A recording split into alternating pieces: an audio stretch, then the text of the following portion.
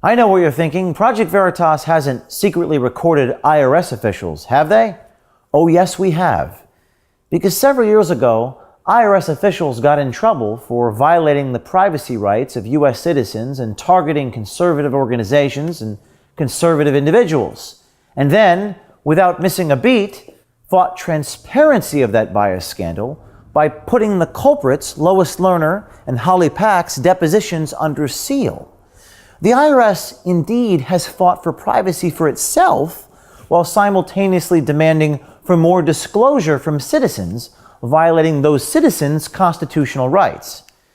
There is much at stake for tax-exempt groups and their contributors.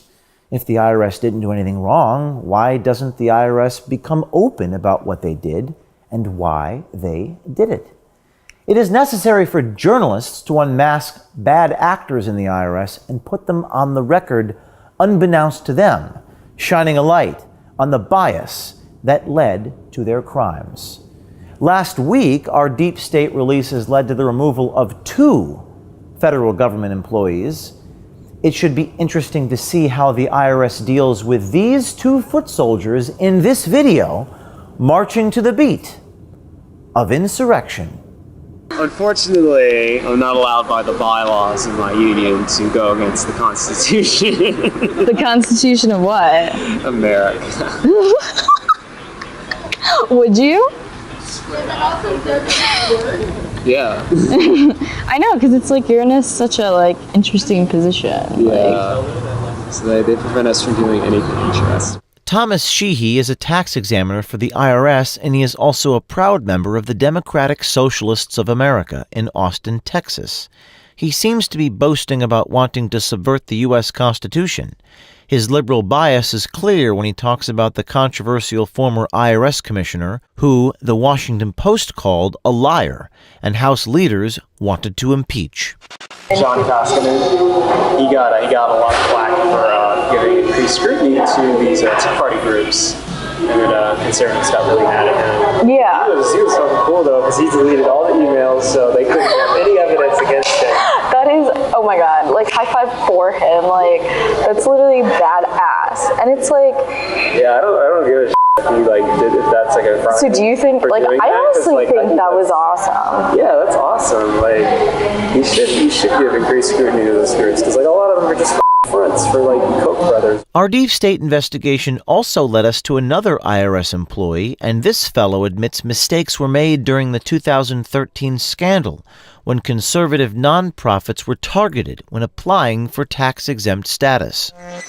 There are a lot of coups. And you know what, for what it's worth on the record, I know people in tax-exempt government entities. All that stuff we saw in the news, yeah, mistakes were made, but the Republican House just blew it all out of proportion to make a news story. What kind of mistakes? There were mistakes made. What kind of mistakes? Jerry Semisek is a 55-year-old attorney who has worked for the IRS for 12 years. He was working at the IRS when the scandal occurred. Have you heard of Lois Lerner, that name? It rings a bell. She was singled out because the Republicans thought that she was the mastermind behind what, for the Democrats that was disfavoring the group. So to get to the point, the law requires that an organization can't be political, it can't be partisan to be tax exempt. So when they started to see these applications for, I forget what the phrase was in the title of the application, those employees in Cincinnati, Ohio started to separate them and put them in a pile. And it turns out that they were the Tea Party group people.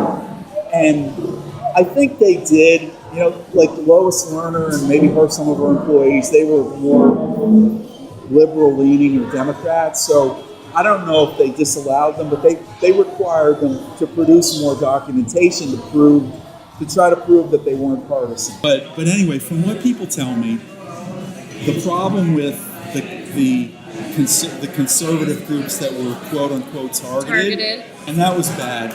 And I think from what people tell me that really know about it, there were mistakes made, but the problem with what happened And again, there were mistakes made, and I think probably some people that were biased against conservative groups did make some mistakes. Sheehy also repeats a familiar theme throughout our series on the deep state. If you work for the federal government, you don't have to work hard, and it's nearly impossible to be fired. Do you like working at the IRS or? It's okay. I mostly just really like the benefits. Like I get a lot of paid time off and like sick days. Yeah. So like for like DSA stuff, I can honestly just like I want to stay up real late for karaoke conference. I'll just call in for next day. So it's not hard to get fired.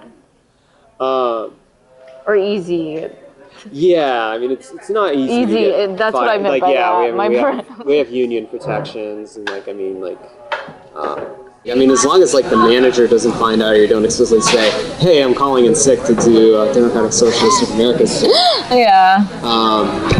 then you just gotta sort of manage, when and where you're doing the work that you like.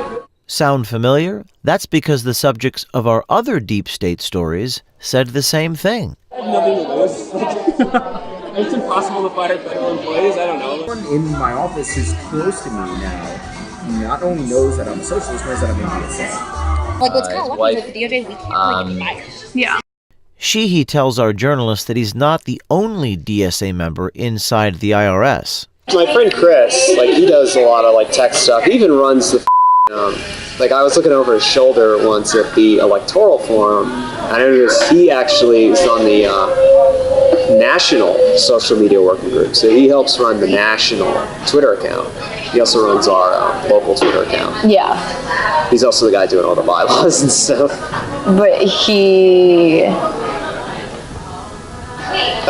He also works for IRS. Sheehy was also very clear about his opinion of Project Veritas, although he never figured out he was telling all of this to one of our journalists. Honestly, yeah, I mean, especially after what conservatives did to Acorn, What are you talking about?